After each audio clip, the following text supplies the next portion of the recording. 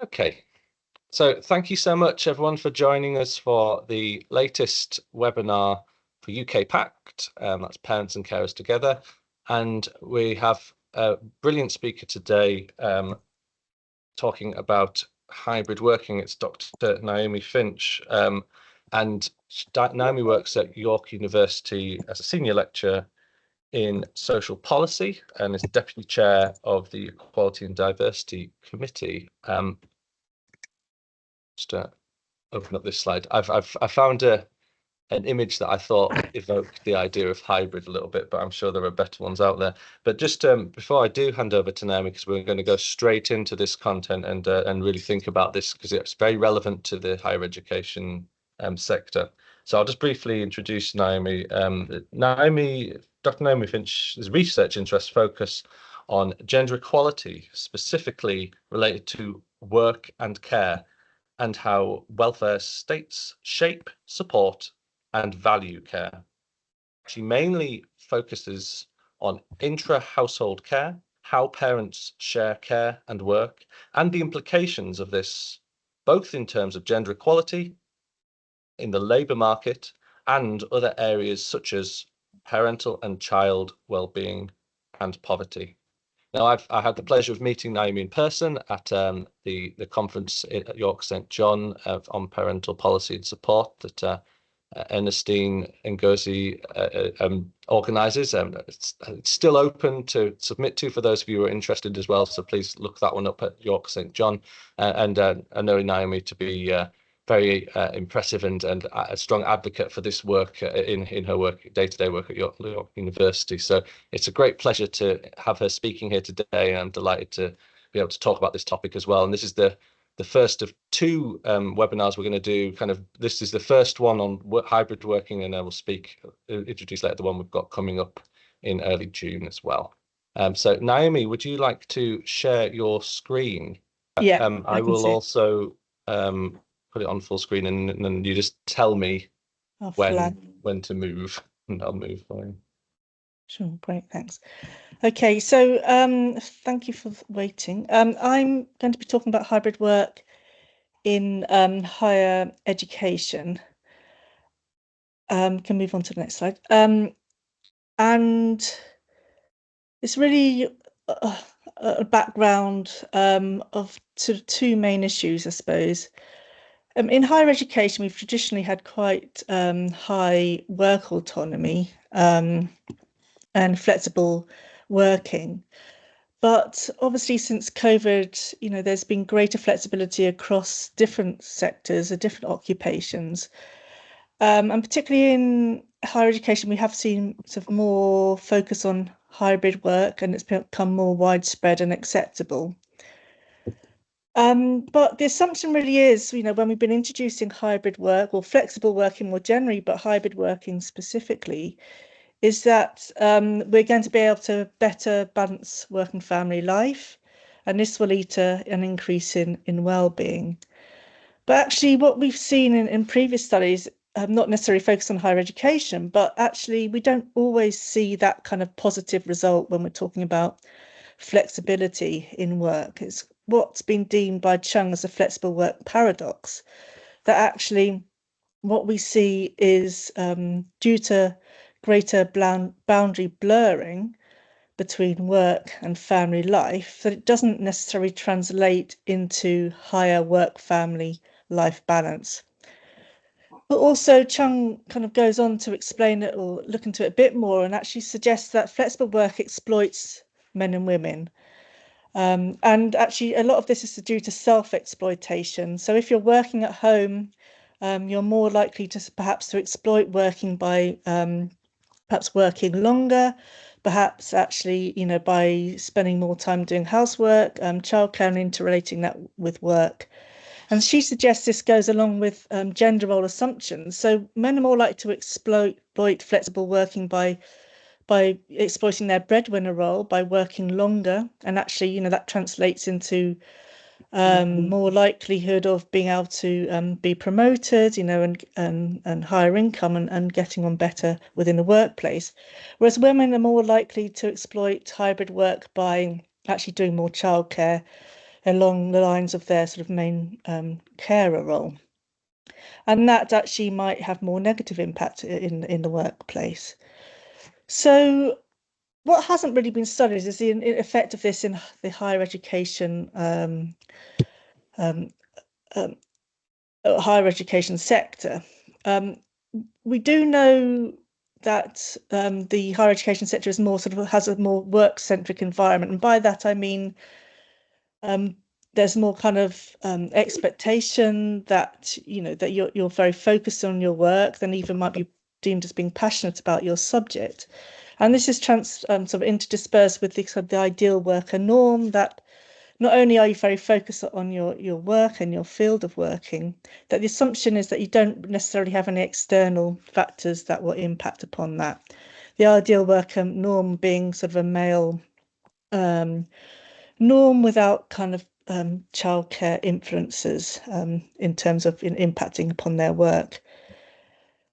And that can lead to quite a gendered work-family balance and work-family conflict, particularly in the higher education sector. So what I wanted to do is really look at hybrid work within this context, within the context of the gendered sort of breadwinner carer role, but also within the higher education sort of ideal worker norm as well, to really understand, does hybrid work translate into kind of a paradox? What happens in terms of work, family life, flexibility when we look at hybrid work in higher education? So just going to the next slide. Yeah. So as I say, I want to look at how does flexible work impact upon work family life balance? Does it translate into self-exploitation? How does it translate differently for men and women? And what's the impact on well-being overall as well? So not just how far does it balance work and family, but does it have that positive impact in terms of well-being more generally? It was a mixed method piece of research. It was focused on one higher education institution. So I can't necessarily say that it does translate into all higher education institutions, but there's not necessarily any reason to think this one was any different from others. So it was a mixed method research, one looking at a quantitative survey with employees, and 693 employees answered the survey across different faculties, both academics and professional service, and different pay grades. And also that was balanced with qualitative interviews with parents or carers. So the quantitative was with all employees, whether they were carers or not, and the qualitative is more focused on those parent carers who were doing some kind of flexible working. And there were 29 people interviewed, 12 men and 17 women across different roles and faculties. So first I want to talk a bit about the quantitative research. So next slide, but we can skip on to the slide.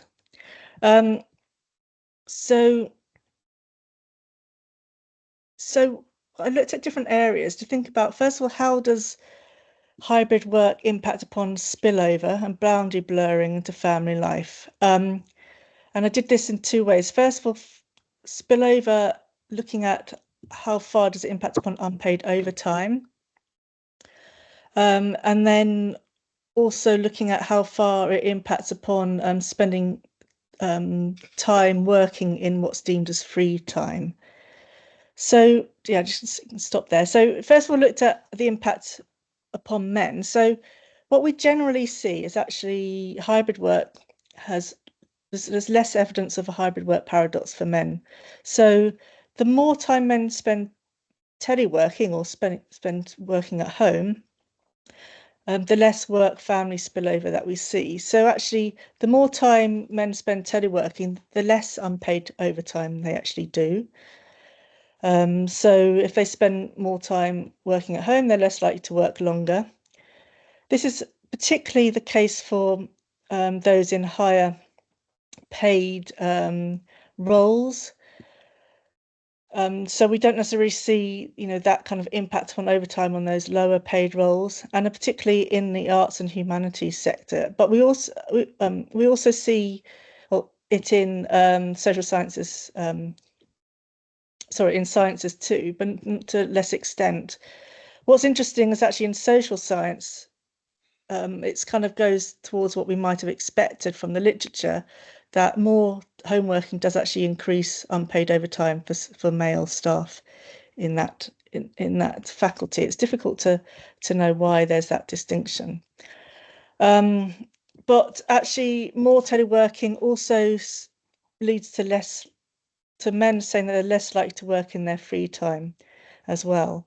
So actually, for men, hybrid work has generally, except perhaps for certain areas, certain faculties, that generally hybrid work leads to less spillover and less boundary blurring for men, and actually potentially enables them to better balance work and family life. If we go on to women, if we click, what we see is the opposite the case for women. So women are more likely to spend, if they spend time teleworking, they're more likely to experience work and family spillover. So work is more likely to spill over into family time.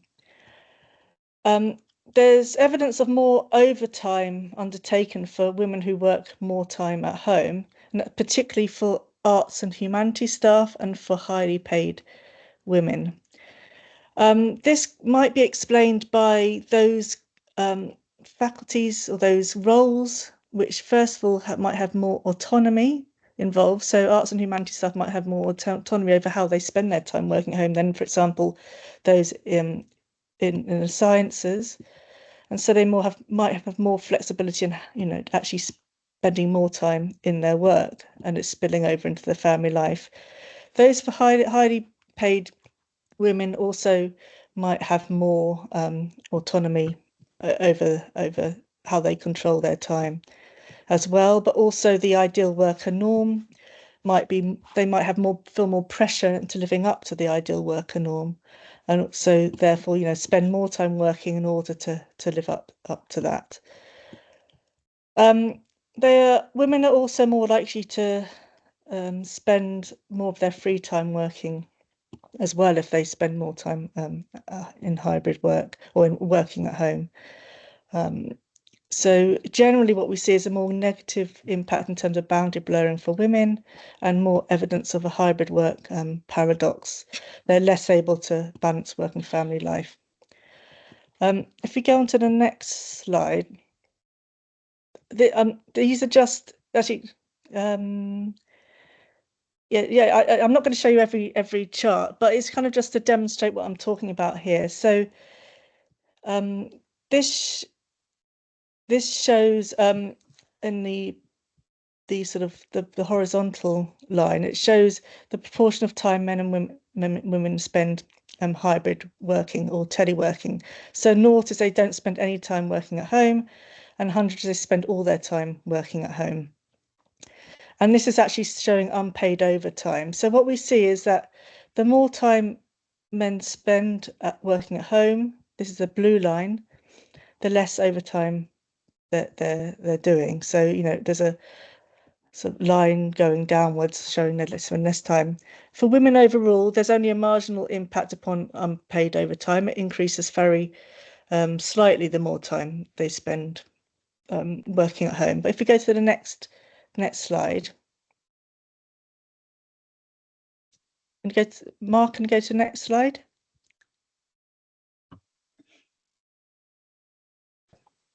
So yeah, so actually I'll just show you this one because it's more stark. So I won't show you every slide, as I say. So this one's showing how pay matters. And it shows that men, i.e. the red line, and on higher pay grades, grade 8 and above, the more time they spend working at home, the less unpaid overtime they do. But for women on higher pay, the yellow line, the more time they're working at home, the more unpaid overtime they're doing. But for those lower pays, with the lines at the bottom, you don't really see much effect of telework for those lower paid groups. So I'm not, as I said, I'm not going to show you every chart, but that's just to demonstrate, that I'm not making it up, I suppose. So if you want to skip through those charts onto the next kind of Yeah, that's one. So I also looked at work-family conflict and time squeeze. So work-family conflict was looked at in terms of how far people felt too tired to do things like household chores in the evening. It's called strain work-family conflict. And then a time squeeze was looked at as how far they felt their job prevented them from spending time with their family, and also whether they felt they had enough time for leisure as well. So again, we see differences between men and women. Men were less likely to feel there was work-family conflict and a time squeeze. Again, especially for men in arts and humanities, in terms of the strain work-family conflict. And they're actually less likely to feel that the job prevented them from spending time with their family. So the more time they spent working at home, the more they felt they were able to spend time with their family. So it had a positive impact. And also the more felt they were able to spend time doing leisure as well, having enough time to do leisure. Whereas if we go on to women, I suppose the story continues that actually more teleworking has a negative impact upon women's work-family conflict. They felt they were too tired to do housework or household chores in the evenings, especially again for those in the arts and humanities. Although we saw a different effect for women in sciences, they were less likely to feel that kind of strain work-family conflict. Again, it may be to do with the kind of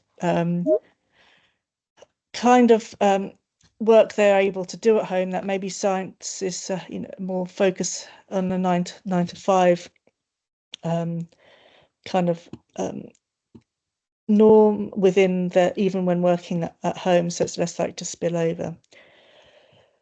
They also feel like they had a greater time squeeze, so they were less likely to feel they had enough time to do leisure. Women more generally, it didn't differ by faculty or job role or pay. Overall, women felt that working at home meant there were less time to do leisure. But what was perhaps a bit surprising was that they didn't feel that working at home meant they had less time to spend with their family. So despite perhaps some different groups spending more time in overtime, shifting their work to their free time, feeling work-family conflict and actually, more of a time squeeze in terms of leisure, they didn't feel that this meant they had less time to spend with their family. And the qualitative interviews looked at that a little bit more deeply. But first of all, just let's look at how it impacts upon their mental health. So, Mark, we could just skip through the charts.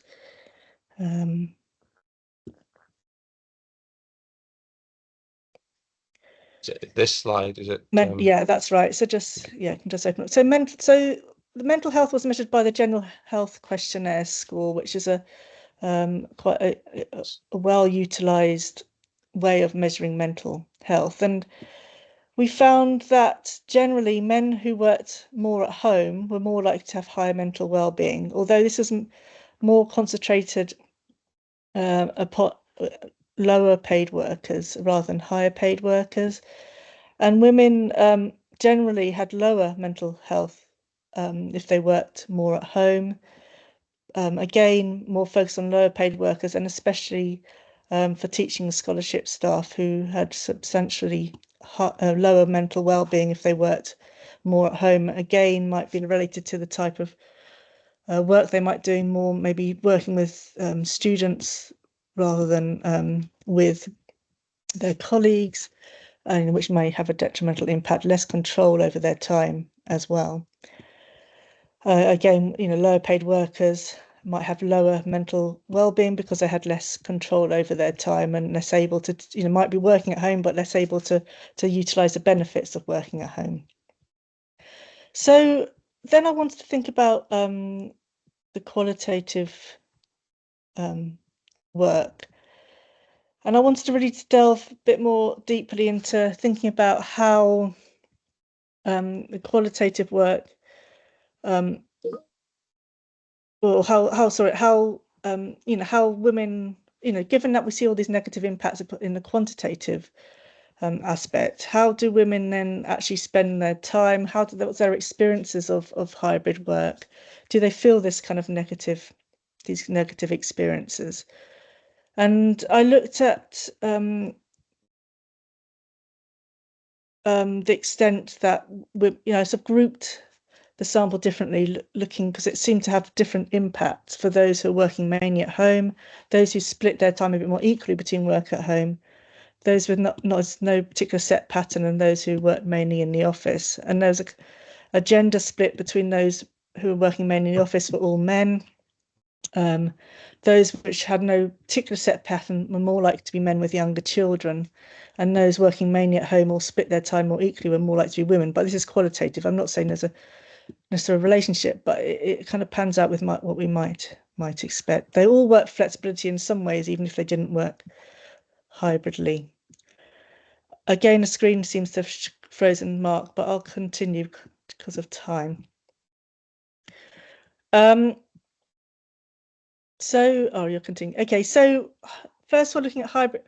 Generally, there's a positive view of hybrid work. Through all those who did work hybridly saw it as perhaps a necessity, or one person described it as a godsend. And even if they didn't use those kind of words, that they would have to change things like childcare if they weren't working in a hybrid fashion. So moving on to those working mainly at home, all those working mainly at home tend to discuss how it enabled them to combine housework during the day or some kind of care during the day with paid work, and how it enabled them to have autonomy about not just where they work, but when they work, particularly obviously if coupled with temporal flexibility as well. So what this led to was not really having differentiated time between work and family life. And some actually really interchanged housework, childcare, and work throughout the day in a kind of a synchronous picture of work and family life, as given by that example of the quote that I've given you there. And this wasn't necessarily seen as a negative. Actually, it was seen as a positive, that they were able to control how they juggled their work and family life. But on a flip side, you may see that, we could kind of suggest that might be self-exploitation as well. Given what we already know in the quantitative, okay, they felt they had more control, but was this in the context of the gender norms? Women were utilizing their time working hybridly in order to do more childcare as well. But the positives were it enabled them to have more family time, even if next slide, sorry, even if that meant not necessarily doing childcare during the day. They might, because they were able to do perhaps more housework. This person said, I tend to put the washing on in the morning and stick it in the tumble dryer by making a coffee. And then the impact was that in the evening they didn't have to do that, and it meant more family time. Others, it was more direct family time. They actually did childcare during the day whilst working at the same time.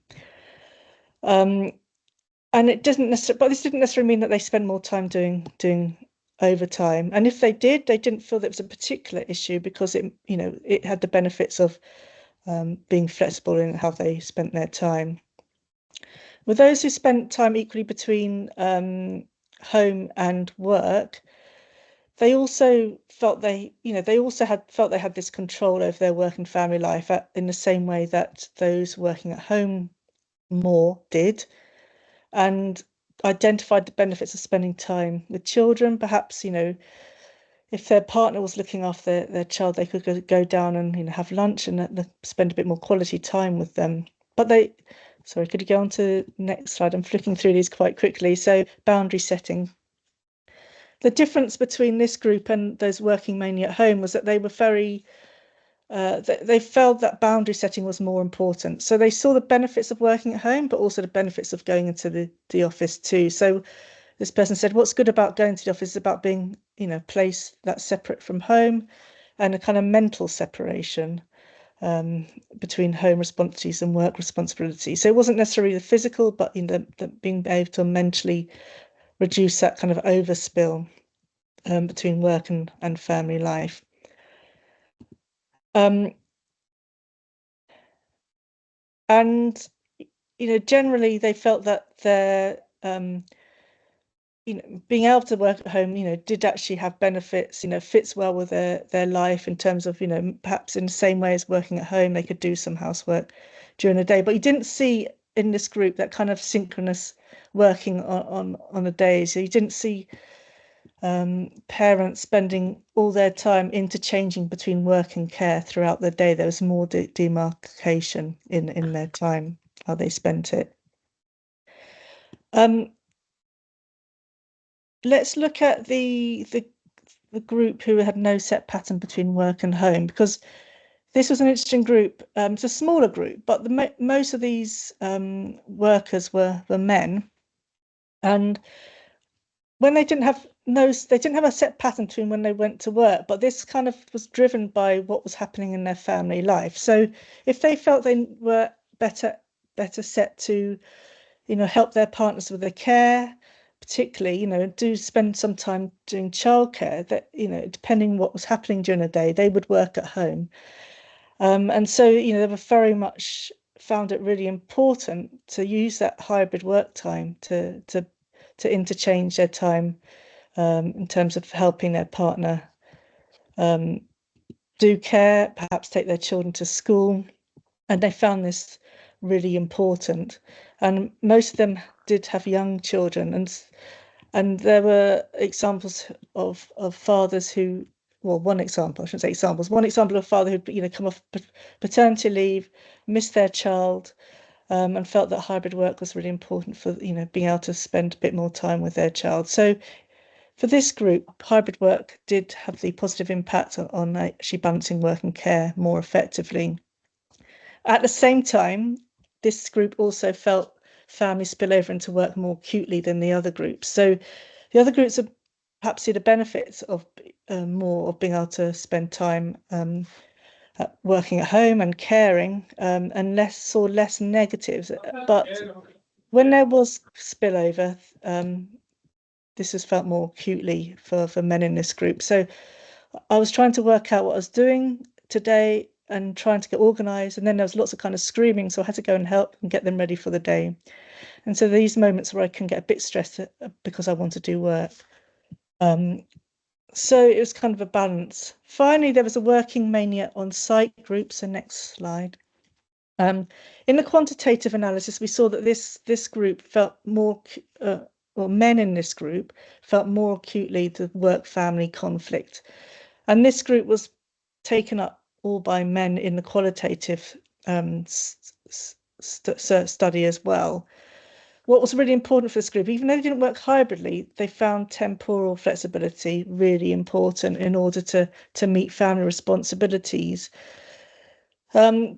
Different to those men who did work hybridly, this group were very driven by what was happening at work during the day. So if they had more teaching, they were less able to work flexibly in terms of time, and that had a negative impact upon meeting their family responsibilities. But for this group, being able to kind of go in a bit later, leave work earlier, meant they were, for example, be able to do some shopping or start doing the cooking earlier. So, flexibility was still really important for this group in order to reduce work and family conflict.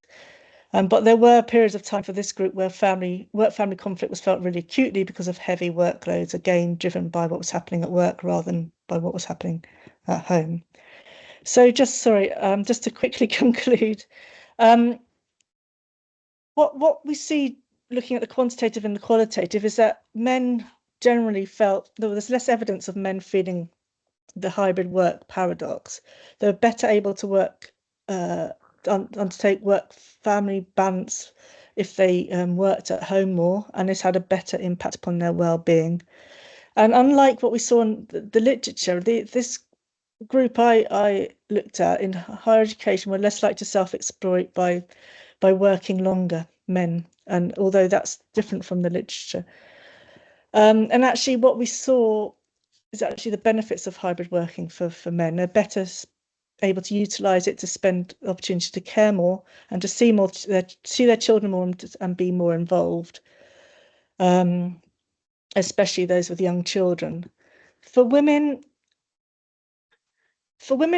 we saw negative consequences in the quantitative work, but I don't want to take away from how important hybrid work is for mothers in feeling able to manage work and family life. They're better able to control when and where they worked. This may be, doing more housework and work interchangeably during the day, but that had a positive impact upon family life in the evening. The danger is that, they do self-exploit. And actually, when, trying to meet the best of both worlds, i.e. the ideal mother norm and the ideal worker norm. And while they feel like they're achieving it, has negative impacts upon well-being and time and leisure time as well. So hybrid work mixed with temporal flexibly can lead to more control, but this is more likely to be for higher earners and roles of greater autonomy. They may actually feel more pressures of the ideal worker norm, but because they're able to have more autonomy over how they spend their time working at home, it actually means that they feel overall in control of their life.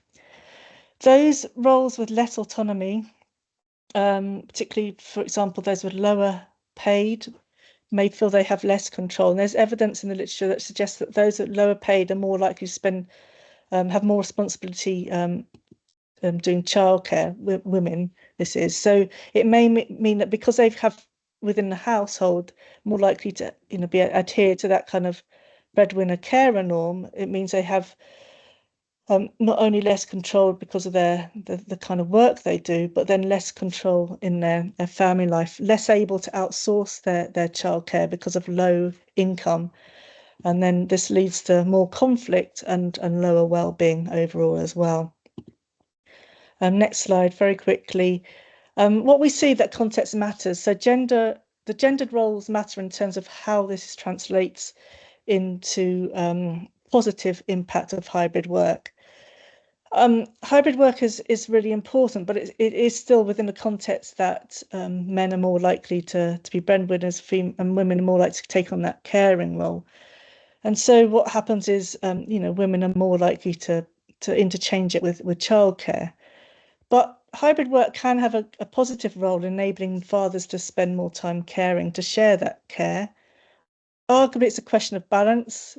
Women who spend more time working at home, feel them negative or will have negative consequences. So more of a 50-50 split, hybrid working, may be more beneficial to men being able to spend more time caring and women, being able to balance the two.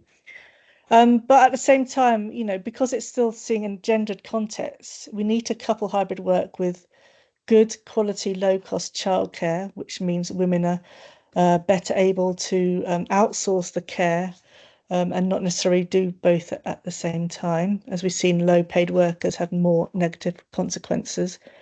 And also, coupled this with longer paternity leaves, I would suggest individual leave rights, equal individual leave rights that encourage men to care, and then hybrid work can reinforce this caring when move back into the labour market. So hybrid work is really important for control and for feeling and better able to balance work and family life, but it needs to be in the context of encouraging more equal roles, not along gendered lines, amongst policy more generally as well. So that I can conclude there.